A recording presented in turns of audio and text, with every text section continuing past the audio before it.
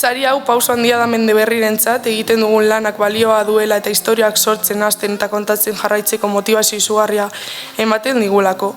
Beraz, eskerrik asko bihotz-bihotzez eta bizitza luzea Mendeberriri. Aurrera jarraituko dugu beti.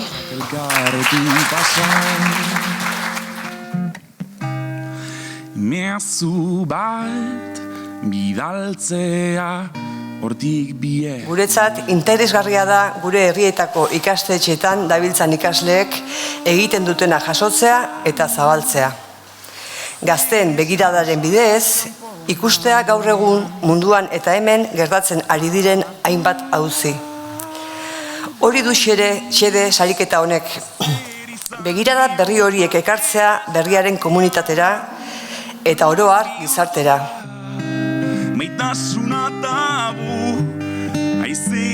Guretzat importanteena da ikaslei ematea hotza, ikaslei ematea arkatza, boligrafoa, ordenagailua beraiek izan behar dutelako azkenean bultzatzaile, bai, eta protagonista eraldaketa sozial horretan, edozein dela ekimena.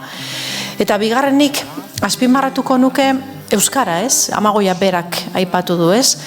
Eta kasu honetan kalitatezko euskara batean jardutea eta saiakera bat egitea gure ikasleria hortara eramateko, ez? Importantea dan euskaraz pentsatzea, euskaraz hautatzea, euskaraz idaztea eta horren atzean dauen lan guztia, ez da? Bai, oso pozik, karo, gela barruan gertatzen den lana da lan ikustezina eta orduan beti horrelako sari batek eta betik kanporatu egiten du eta bere balio bat ematen dio gela barruan egindakoari.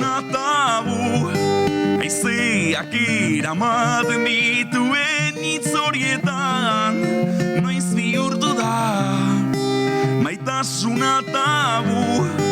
Haizeak iramaten dituen hitz horietan